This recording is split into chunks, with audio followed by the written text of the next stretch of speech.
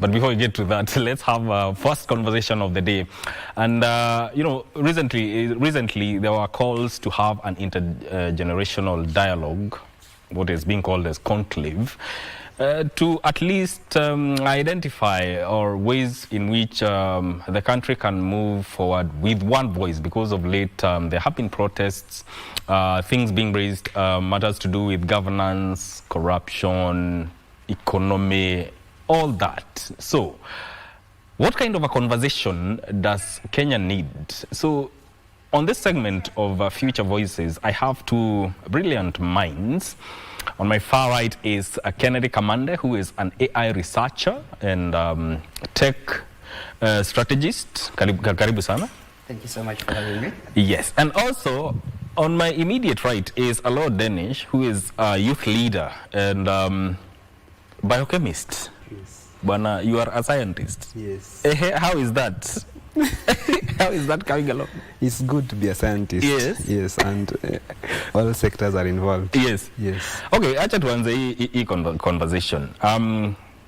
Intergenerational conversation, conclave, dialogue, sitting at the table. Let me start with you, Kennedy. What kind of a conversation do we need as a country, from your perspective? Great. That's a great question. Mm-hmm.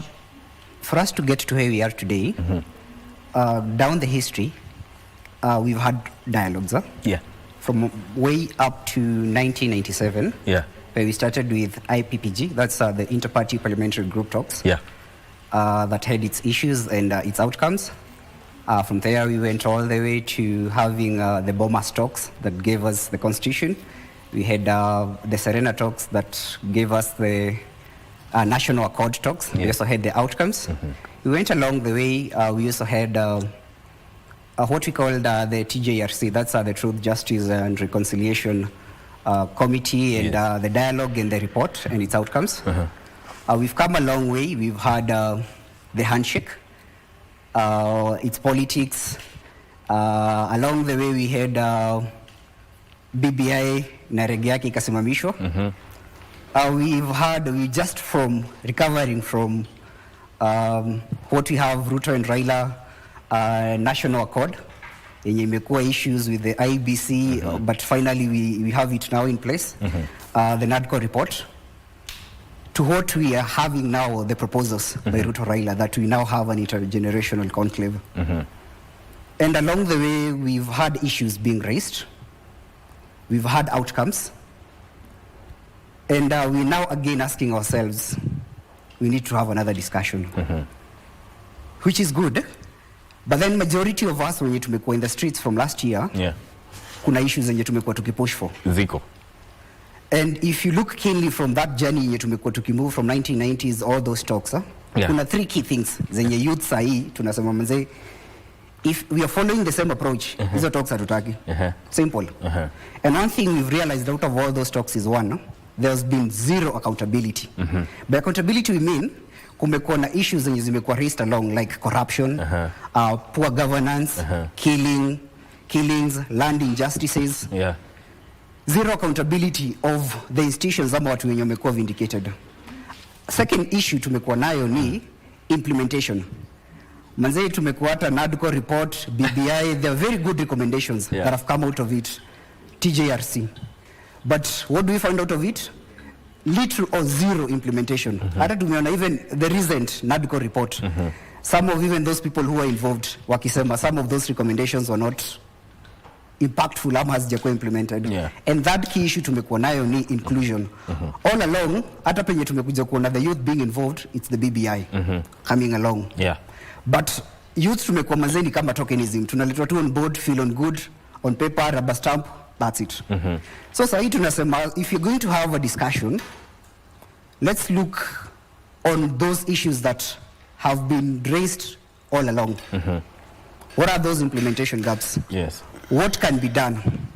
So that kama tunakuja for another dialogue, because our youths from last year, they've raised pertinent issues. Some of them you've highlighted, from economic injustices, political governance, tunataka transparency. Sayata in the digital era, kuna issues around censorship. Tumeona manze unaweza mkasubuhi hakuna net. Another, your digital rights. So as we're coming on this discussion, which approach are we coming into it? Exactly. And if kama tutafuata the previous approaches imekuwa manze hatutaki hakuna haja because there's no outcome to it. Yes. So for me, I'm looking at how we've come along. Yeah. And if we can have a better way to engage as we move forward. Yeah. If in this so-called Ruto Raila intergenerational conclave. Yes. Yes. The approach. Before I get to the approach, Alo, what do you think ni conversation gani tunafaa kukuwa nao kama nchi? Intergenerational conclave or dialogue, whichever you call it. What I can say is that let us just jog our memory in the recent past. Yes. Kenya has witnessed a tidal wave of unrest. The last year Gen Z revolution and its reverberating impact and aftermath. This year's protest, including the June 25th and the Sabasaba demonstrations and their ensuing consequences. And for the first time even in the history of our country since the founding of our republic, we've seen the parliament being set ablaze, the judiciary headquarters being vandalized. And in another unprecedented turn of events, we've seen the Parliament Road, road leading to State House and other key arteries of the national power, barricaded with barbed razor-sharp wires, a symbol of a government in fear of its own people.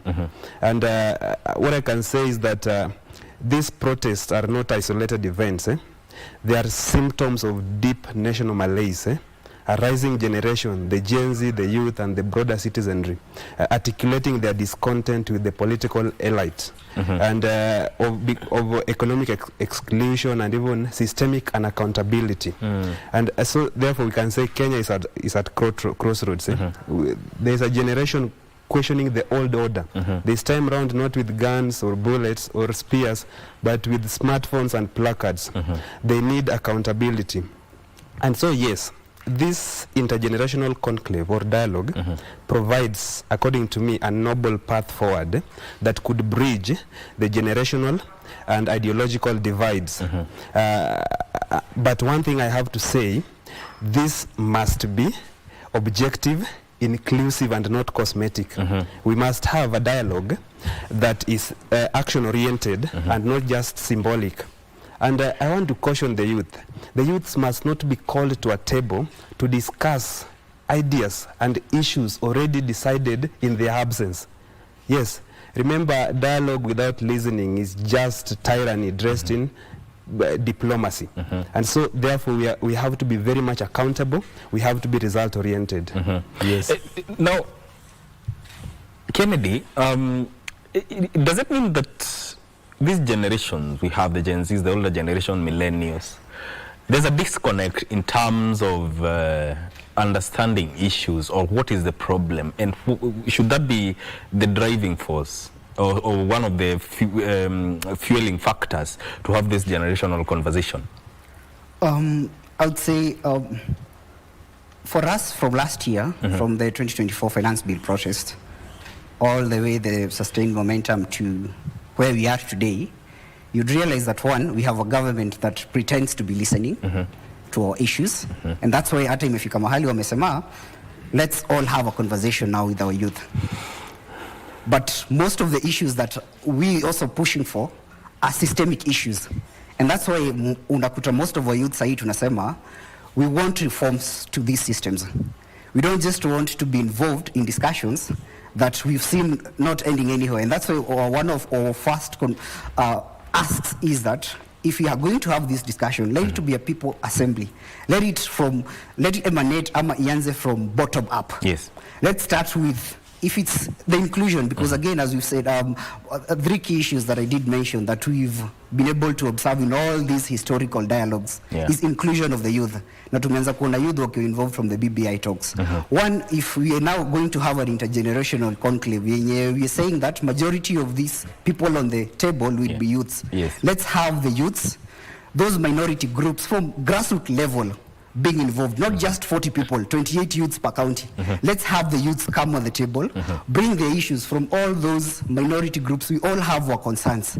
Let's come on the table, bring our issues. One, we ensure that they are people driven. 2, we ensure that for those systemic issues and reforms, again, I've said we've had great recommendation and reports that we've had along the years on trying to push for accountability for all these injustices. Can we ensure that we're able to have, beyond the inclusion, to have accountability. Because hata sahi unakuta, one of the key issues we have as the youths is accountability of our institutions, accountability of the government. Kama ni sahi unakuta, like, the government has been issued with, kama ni police, NIS, they have powers that they've been given by the government. Yeah. Can they be able to account for the protests, the people who've been killed, the people who have been maimed? We are now expecting more people to be PWDs because kumepeano instructions on shooting on the leg. Can we have accountability on those historical injustices? And three, we ensure that all this is entrenched in a constitution. Because tumekuta one thing, kaukiangalia the NADCO report, it has some very good recommendations that can really address most of the issues zenye sisi kama youth tunaongelea, from transparency, governance, economic justice, push for inclusion of the youth in power. Unakuta, we really need to ensure that it's all legally binding. Kasa hii, we've had a lot of issues with the NADCO report, makesi kupelekwa kotini. Ukiangalia BBI, it has some very good recommendations. If you're going to have a people's assembly, can we ensure that it's legally binding, so that at the end of the day, the demands zenye tutaleta on board as the youth, tukisema in 60 days, we need to ensure kama ni our institutions, kama ni NIS, they've been given hiyo state of power to survey on people data and all that. Can they stick to that? Kama ni the new laws, kama zenye KRA wanaleta punitive bills on intruding our M-Pesa and all this, can we ensure that we're able to have all this legally binding? That's unakutaka, like the 2025 finance bill. Sisi kama youth tulikuwa tunafight against it, and finally we ended up having like one of the clauses hiyo ya KRA ilileta issues sana from the bankers. Kama sisi youth unaangalia sahi, there's issues to do with unakuta much has been done away with budgeting for the youth. Ukiangalia on education, ukiangalia on health, ukiangalia on vitu kama digital taxation. Can we ensure that if you're going to in for a conversation, it has three components? One, it's legally binding, such that if you're going to have a referendum, yes, Baba and Ruto, they've said that at the end of all these discussions, we want to entrench these reforms into our constitution so that we can see the systemic reforms and changes. Can they be legally binding? And also, people driven from the grassroots, to when all those youths, their voices being heard, to say, well, this is we've had those systemic issues along the way, but now we're in this digital and intelligent age. Kuna issues zingine zimekuja kama on censorship, digital rights, vitu ka hizo. The moment tumekuja on board, tumeleta our issues as people driven. We ensure that one, it's a people driven conversation, it's legally binding, and accountability for all those institutions and all those injustices we've had along the way. Because if all those three are not there, then hata tukikuwa na youth hapo na tulete the same people are the same one to push for this, because one key concern tumekuwa nayo, au watu wanatuletea this conversation, they're good. But historically we've seen, sorry to say so, some of the people pushing for those talks sahi, na unaona unakuta kuna those resistance, they're the people who are trying to water down our movement. Maybe wengine wakituita digital whatever, watu wa Uber nini, wengine trying to just basically ways to agitate our youth. Can we have a way that we ensure that it's bottom up, ensure we are legally binded and accountable? Because you are very big on accountability. Let's take a very short break, and we'll be right back to continue with this conversation. Stay with us.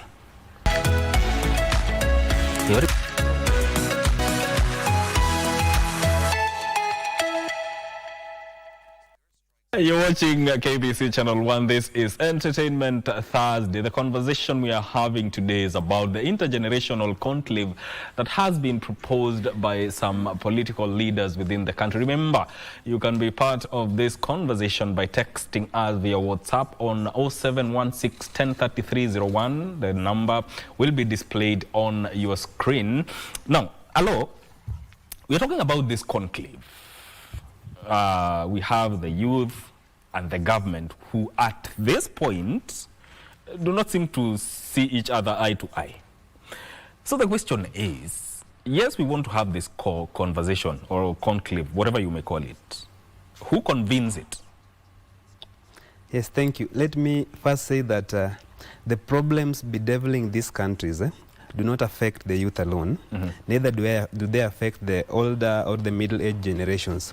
When you talk about the healthcare, it affects the youth and the old. Yeah. If you talk about the education system, when it affects our children, it affects the parents equally. When you talk about economic hardships, it affects across. So the only difference is that we've had generations that have said enough is enough. They have refused to remain silent, and that's why majority of people will take this as a Gen Z revolution or a Gen Z crisis.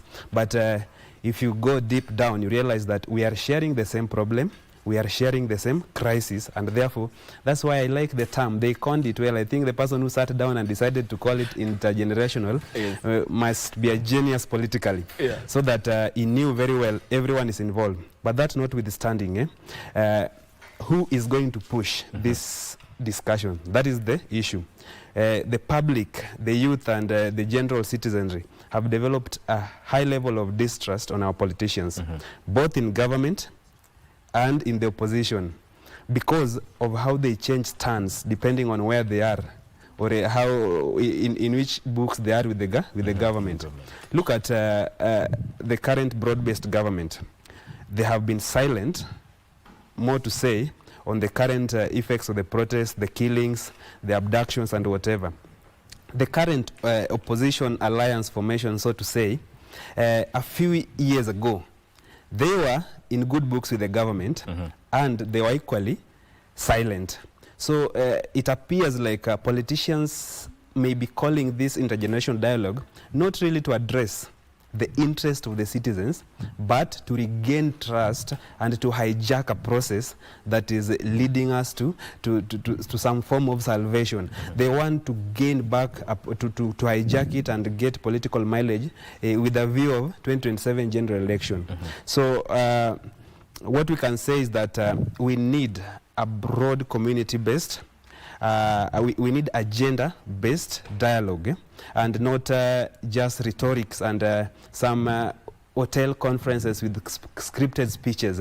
We need new faces, that is to say, because we cannot trust the government side, neither can we trust the opposition. Because what we've learned with politicians is that the truth only comes out when power fades.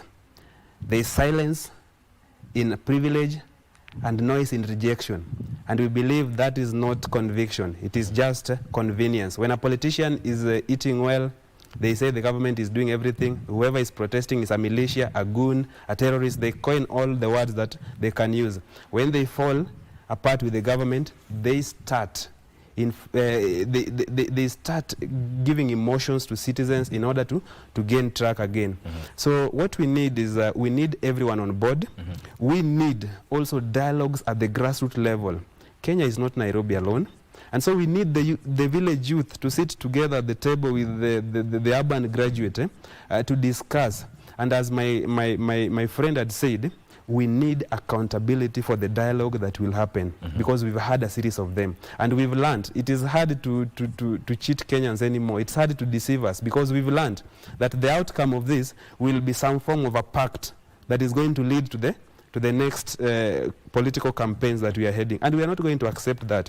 What we need is to address the root causes, to address education, to address the economic crisis, to address health, and to address the current suppression of freedom that we've witnessed, to uphold our constitution. Actually, if I was to be very frank, if we were to implement our constitution, we don't need a dialogue. We have one of the most progressive constitutions in the world. What we lack is systemic accountability. We have EACC to deal with the corruption. We have National Integration and Cohesion Commission to deal with such matters. We have almost all commissions to deal with every matter in existence. Yet here we are calling for a dialogue. What does that mean? There is a systemic unaccountability. We have systems that are there symbolically. They are cosmetic systems that either have been washed by the executive powers, or they just don't, they are not up to the task. So that is what we want. We want systems that are accountable to the Constitution and to the people. Yes. Yes. Kennedy, is this conversation going to be genuine, or it's just another formality to help the country move or go past a phase? From a high level as of now, if you look at the people leading or proposing this agenda and its implementation, historically, we don't have trust in them. Because again, as we've said consistently, the outcome has always been either power sharing deals, a few appointments, kama sahi, it's youth-led, so we expect maybe an outcome at high level will be a few youths appointed in some committees and that's it. And that's why there's a lot of distrust. If you can really have a very well elaborate agenda of how it's going to be implemented, and that's why for me I'm looking at it in 3 aspects or 3 areas. One, as we've consistently put across, people driven from the grassroots level all the way to the top, not bottom up. Having new faces who are going to lead the agenda and its implementation, and also having all this discussion legally binding, so that at the end of the day, if you're saying that all these proposals are going to bonge, or they're going to through referendum, or whichever means, so that they can be entrenched in our way of governance, we have to have new faces. Because, again, the whole journey we've walked along, we have very good recommendations and reports that really touch on all these, most of the issues zenye sahi youth tumekuwa tukifight for, from corruption, killings, injustices on land. Can we really have a way forward that will ensure that we have new reforms? And that's why we're pushing for systemic reforms. And that's why tunasema the people who are leading this, we don't trust them.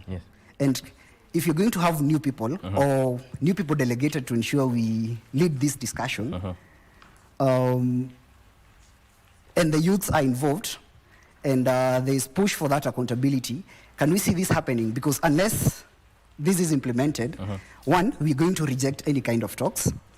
And if the talks are going now like as they're being proposed from the top to bottom, it will be very hard, because again, kama venye tunasema, historically, there's been no accountability and much implementation of the reports we've had. And much of the issues zenye tunaongelea, like ukiangalia, most of the concerns of our youths, they are around 6 issues: transparency and open governance, how our public spending, economic justices, kasa there are a lot of regressive taxes. Sisi kama youths wenye tunatumia digital spaces, digital taxation ndio imekuja na the finance bill. Sasa umeona mafuta, education, like my colleague is putting across, education, healthcare, it's quite expensive. Unakuta there's zero accountability on kasa the current issue on protest victims and wenye wamekufa. There are about 6 or so very definite and clear issues zenye some of them are systemic. As we move into this discussion, if we really want to have it, can we ensure it's people driven? Have new faces leading it? Because unless that happens, then we really don't have much trust in the people leading the discussions, because we've seen the outcomes. One, we expect power sharing deals, little or zero implementation. Hata tukikuja tulete a lot of our people to include everyone from the grassroots all the way, and it's the same implementation agenda and framework, then I don't expect much to be done. Hata tukisema sahi kasa hii, I would really push for at least 15% allocation of the national budget in the youth and youth issues that are affecting us in the future, from healthcare and vitu zote. All those proposals that will emanate on what's the pathway forward. If we really bring our youth on board to let our recommendations and everything, and we still have the same people pushing that we don't even trust, when yata wao pia 1 year ago they didn't trust us, walikuwa wanatuona like we're just nothing, and even labeling us different funny names, we don't have trust in them. Let's have new people. We are ready to engage. We're also ready to review the reports and where we've come so far. And then also look at the constitution. We have a very good constitution. We have a few implementation gaps. What can be done as we move forward? So that we all have what we call a people assembly and reforms that will be able to move us forward. Because unless that's done, this is just a circus to water down the momentum. Sahi ndio itulie juu unaona sahi utakuta mtu anatulia hata ukituambia you will shoot us, you sing everywhere, we're using tech ku push for satire and to show you that we are not relenting. So one thing we are learning from our youths is that as much as there is that government push, our youths are not out to be silenced. So can we really have a conversation that will ensure we have outcomes that are people driven? They'll be entrenched in our systems of governance, and we'll have youths, because again kitu tuna push for main is youths being in power, not just. All right, now hello, let's say granted hii conversation imekaliwa chini, imefanyika, recommendations ziko hapo, and one of the things that former Prime Minister Raila Odinga said is that the findings or the consensus from that conversation should be subjected to a referendum, should they, do you think that's the best way forward? And would that inform the implementation henceforth?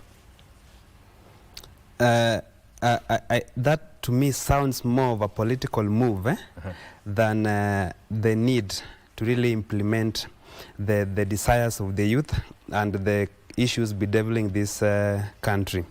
Unless you want to tell me we are going to change drastically some segments of our constitution that would constitutionally require referendum, a move towards a referendum, politically, as a politician as well, I see it as something that is inviting a nationwide campaign, and it will be us versus them. And eventually, this political campaign will forget about any dialogue that happened at the grassroots, and you will see the politics and the campaigns will not even be about it will be about the same politicians grouping themselves into some different categories and again campaigning, wooing youths to and the entire nation to campaign. So I don't really think that that is what we need. And let's take a break first. What matters is that if there is a dialogue, there needs to be an implementation. Who is going to implement? Is it the same people in power who have not implemented the good findings of the BBI, of the NADCO, of all the dialogues that have been happening before? That is the issue. How much is the referendum going to push that implementation? Because even as we talk today, there are good clauses of our constitution that demands youth inclusion, inclusivity into the government. Is that implemented? No. There are very good clauses that talks about freedoms and freedom of expression, and that curbs government from using excessive powers on citizens while protesting. That has been blatantly violated. So I do not see a referendum as a means of implementing this dialogue. I only see it as a political tool that will culminate into the next election. The outcome of that referendum will actually determine probably the outcome of the election, and I think that is what they want to test. So we are not going to be fools any longer. We are not going to allow us to be used again. Actually, that is what we call using citizens and youths as political pawns to achieve a desired goal. They have known, the government currently, as we speak, honestly, they have lost public trust. And I think to say they have been scared so much to wait until the next election to face the wrath of citizens at the ballot. And therefore, most of these things are well schemed to test waters before the next election. Why don't just government follow the rule of law? Why don't they implement the agendas? In fact, leave alone even going to the dialogue. We have a very good manifesto that was presented by the government in place. In fact, currently we have a broad-based government. So assuming the two manifestos are, that alone enough, if it can be truly implemented, we don't need a dialogue. You see, there is no special problem that citizens have that needs a dialogue. They only need accountability. They only need economic breakthrough. And so the dialogue we have is just because the systems have refused to be accountable. And that is what we need. Yes. Now, each 30 seconds to give your submissions. Then I have questions away from whatever you're talking about, like a little challenge here. Now, let me start with you, Kennedy. Yes. 30 seconds, your submissions. The change is here. Yes. The youth are relentless. They're unapologetic. They're here to engage so that to secure our future. We've seen most of the core focus areas of our future being destroyed, from healthcare, education, housing. Let's have a people-driven conversation. And above all, our key concern is accountability by the government, by the institutions, and also the independent bodies such as IPOA, NCIC. We now have, when you talk of tech matters, since we're in the digital age, the ODPC. Can they be given more investigatory, prosecutorial, and even budget so that they can be able to do their job well, and so that as youths we can feel really involved, because our push is we want to be involved in power. We want to be part and parcel of the governance. Yeah. We want to secure our future. Yeah. And let the government listen unto us. Yes. We are not backing down. Okay. They will try to intimidate us. They'll try to silence us. But in this digital and intelligent age, we can learn a lot from Brazil and what has just happened in the People's Republic of Bangladesh. Okay. Let's listen to our youths. All right. Yes. Hello. Yes, thank you. What I can say is that Kenya's current crisis is not only political, it is generational. For too long, the youths have been talked to, not talked with. They have been called to political rallies and not to round tables. The youths have been quoted during elections and ignored in governance. And therefore, we call upon this intergenerational dialogue as a means to reset the national conversation. Okay. Yes, to address the issues of the youth and also to address to bring long-term solutions to issues bedeviling our countries. Okay. I can say that when the wisdom of the old and meets the energy of the youth, right. I think this nation will achieve an equilibrium in growth, progress, and stability. But let this not be a PR exercise. Right. Let us not repeat a cycle of round tables where youth sit in hostile conferences with scripted speeches. Right. We remember that a seat in the table, when the menu is already decided, is just meaningless. All right. That has been Denish Allah, who is a youth leader and biochemist. Bioscientist. Yes. And also Kennedy Kamande, who is an AI researcher and tech strategist.